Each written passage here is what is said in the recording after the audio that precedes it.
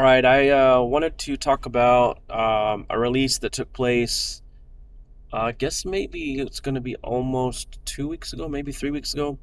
But basically, when they released the Lorelympian games and the Sharks limited time shops at the same time, I believe it was, they released some new spells. The animation on these two spells are the same.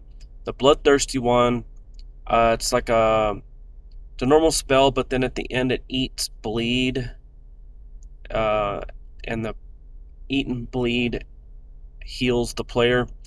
And then I think the Ravenous one is the one that is a fragile status. I think it's basically a clone of Santarctic Crusher, which is actually a highly underrated spell. So these items were pretty good. I think everything else was a carryover from years past. Yeah.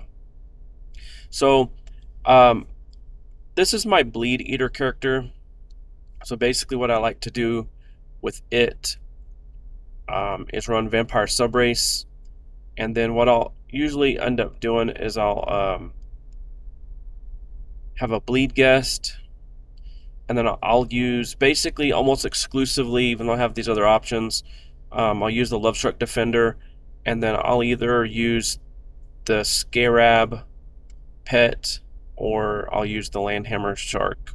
Pretty exclusive, but I have other options here. Some bleed inflictors, different things. But anyway, so basically what that does is gives me basically 40 points of bleed potence. And then what I'll do is run Lovestruck Scope. So I'm getting accuracy. I'm getting a 0.65 reduction to all elemental damage, which is fine because this character isn't running int and in charisma. It's basically backlash build, but instead of running backlash, I'm focusing on bleed. I'll run the Eclipse weapon, and then I'll basically heal based on bleed damage, and then I'll make sure that I am giving myself a bonus to charisma intelligence. Vampire Subrace having a plus 50 to charisma intelligence is a low-key lucky beast mage option.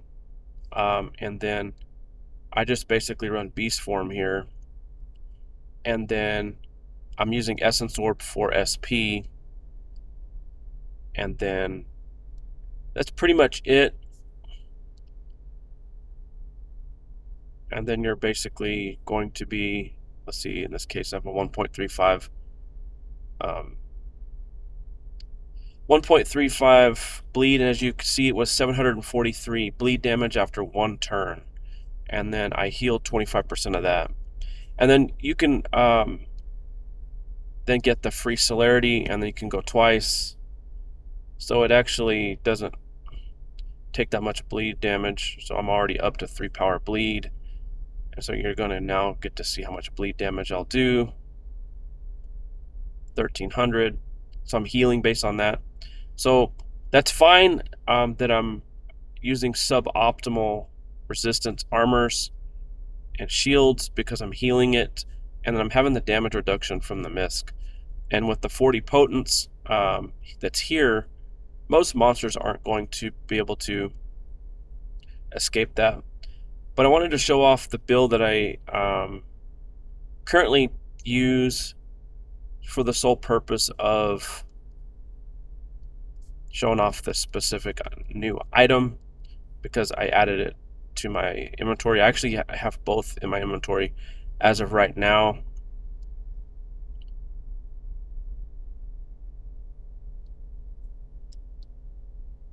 So what I'll do, let's just get some bleed going.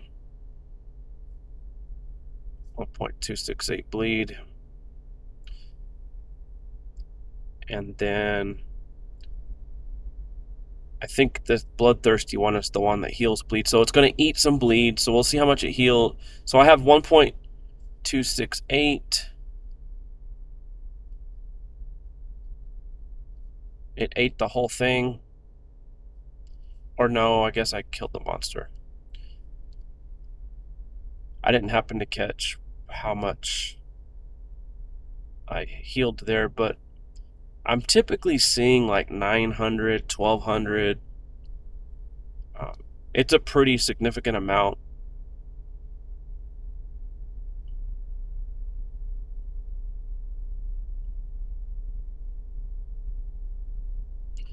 All right, let's see what we got here. 1168.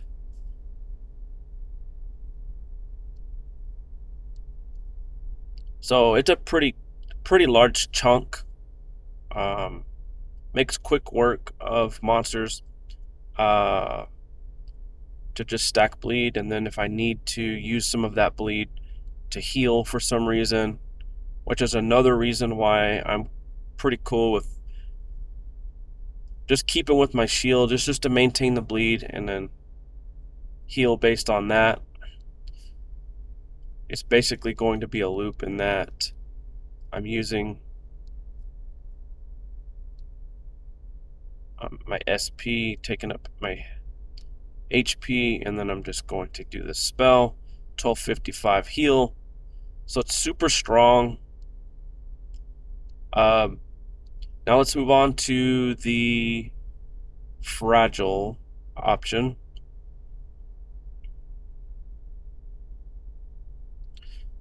So what I'm going to do first here is actually go ahead and inflict some bleed. As you can see, whatever damage the monster did, I'm already rehealing it back. And then let's go ahead and do the fragile. So it's going to be versus 120% water, so that's 40 fragile. And what's nice about combining fragile and most DOTs, including bleed, is most DOTs, it's an endurance save. So inflicting fragile is like adding more to your potence. So I have 40 over here, but this monster lost 40 points of endurance, and so it works with the DOT build of all kinds. Obviously, there's not an SP/ranged and melee option on the spell, but so we're talking mage variants that like to utilize DOTs, but it makes for a permanent carry, in my opinion. I think these spells that I have, for me, they work out pretty well. You know, like this monster right here, for example, hit me pretty hard right off the bat, not having changed my armor. I'm trying to remember which one of these guys. I think it's the water one, actually. Has the secondary to light. And then, you know, if I'm using an appropriate armor, then usually this is pretty quick. And then I can just heal back a good portion of what he just hit me with. And then plus now I have Love Stroke equipped, and so this guy's probably not going to do near the damage.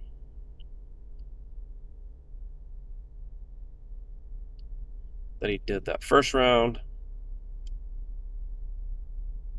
Still have some bleed there. So this is going to be over with. So I really like the shark items from this year. It basically plays extremely well into this character. And so I think they're worth pickups. Again, I think they're gold items, so there's really no reason not to get them. I would grab the painting personally.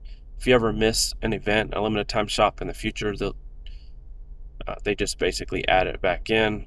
So as you can see, they're just gold items. Very good options. Now I'm going to pivot over to actually over here to what I consider my main character. So in the Lorelympian games, let's see here. So we had all of these new items. I actually grabbed the Magic Chromatic Olympex Pulverizer. I'm not really going to show it off too much. But it's kind of weird. Just random element. Anything with random element, I personally do not like. I don't like chromatic stuff. I do not like um, random stuff. Apparently, the damage boost of the 132 over 109 and LE locked armors doesn't remain. It gets disabled. So there's not even a reason to use it in that respect. I think they tried to sell it with the void, which happens sometimes. Um, but what I did is I actually grabbed a different item. I actually grabbed this guy right here. If you go to the Olympics quest in it's this guy here, this one is tokens, I think. If you go to the Olympics quest in Paxia, they basically give you 8 elemental variants of this weapon, and then I went ahead and aligned to Igneous to match it. But basically,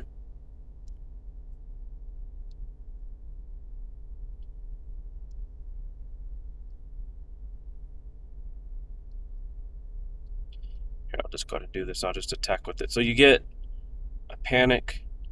So it says currently damaging enemy SP. So that's one option. So you attack, and then there's like an extra hit to the SP. So basically, it disabled Frost Giant's. He was going to do his SP attack next. So some people approach SP that way, so they don't do it. I think that's rather pointless. I think a better approach is just to stack panic ideas. So in this case, let's see what we get. You get higher panic if it aligns elementally with your Paxia clan. So basically, one attack at 170% fire resistance plus the creature 72 is already 403. And then you can come over here and bring on Typhon Shard and just toggle that guy on. And now you're getting multiple instances of panic. So now we're up to 5 instances at 26%. So his SP attack did 175 with all this panic stacked. So I feel like panic stacking at some point, you're just basically like, well, who gives a shit that he did his SP attack? You have panic stacked, mitigating the damage. Keep in mind, I have 77% to ice, so I'm not really even giving a shit the fact that he's attacking with ice. Now I have 11 instances of panic, and I'm at 0.01% already. And so I think if you wanted to grab one of these and align it to your Paxia clan to get the little bit added bonus to your panic, I think it's another 5 or 6%. Obviously, it scales with the element. I picked fire because this character is has a lot of fire synergy. I mean, I have Malicious Devil Warpire, Void Awakening, and Dark Invader, but it also has some energy, which is also Malicious Devil Warpire and Sovereign's Reign. And then I have a couple other armors that are serving as supplemental sort of things. And so I have moved around some items just to play with them, but that is this weapon here called the Igneous Olympics Pulverizer. I believe there are melee and ranged variants. I don't think these... Yeah, so it's not MRM switching. The star of the show, though, is going to be the Lorelympian Torchfoot.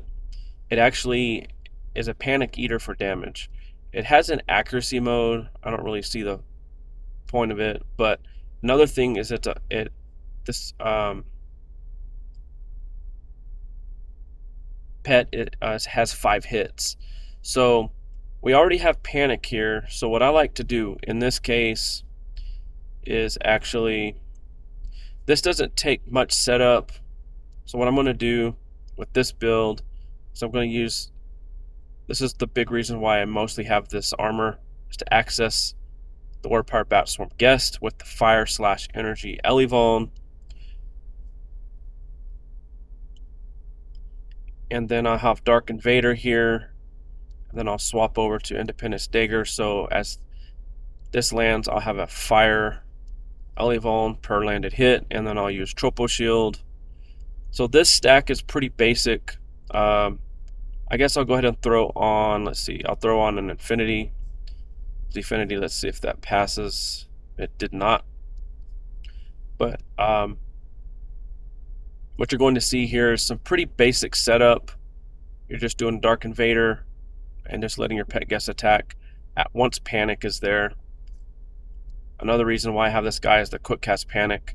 And so what you're going to see here is some pretty good damage with some pretty simple setup. And so that's that.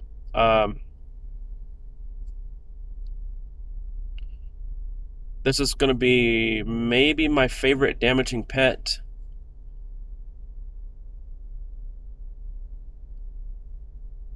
All right, let's just get out of here.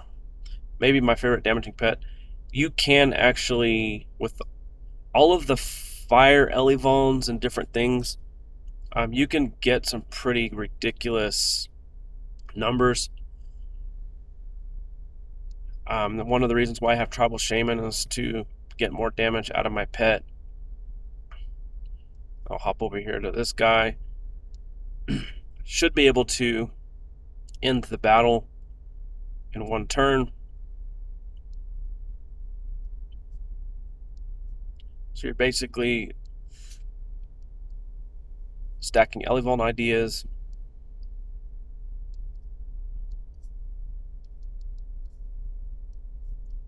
Of course, this isn't going to be as fast as some of the Lucky Strike mechanics with Granddad and stuff like that, but for a Beastmaster that's relying on pet and guest damage, I think this is pretty nice. So what you're going to see here is some good damage here. I can hit like 18, 20,000 using some celerity and some other combos per hit. So that's not really necessary. As you can see, you're just kind of mopping the floor with monsters.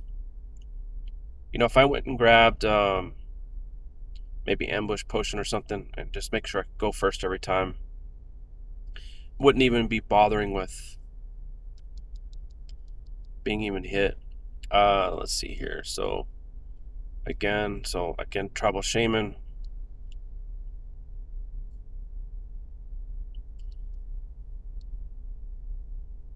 Oh. Inflicting my Quick Cast Panic.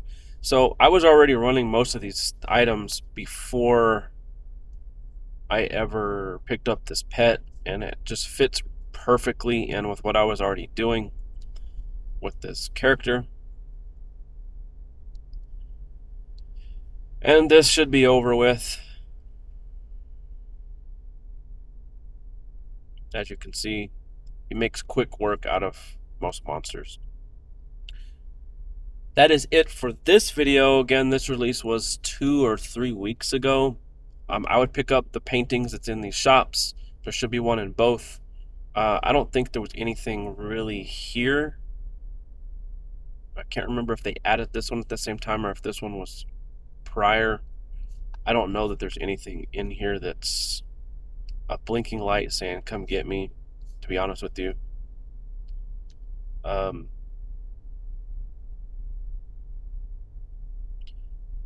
Let's see.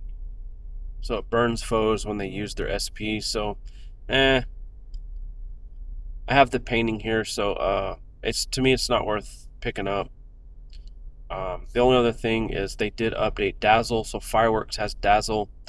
An update to that. Blind Potence works with Dazzle, according to staff. So, you know, Dazzle will gain 2 to its monster save to make this the Dazzle status be sort of thwarted.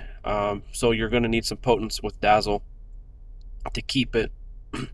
But Ultraviolent Light is a little bit better spell, I think, for that application. But that is going to be it for this video. Again, this is a couple weeks ago.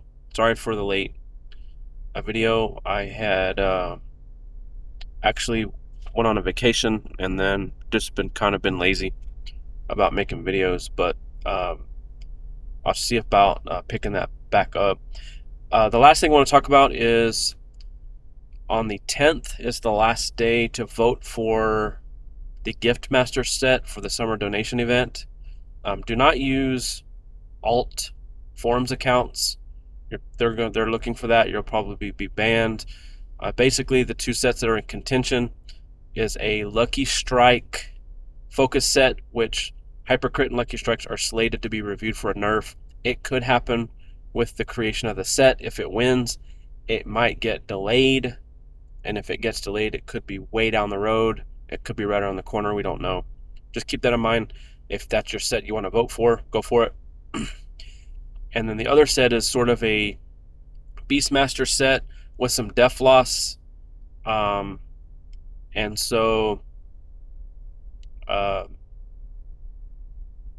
the forums, there are some suggestions posts. You can read about them, and then you can read the dev notes that talk about those specific sets. The third set that's in contention is not going to win.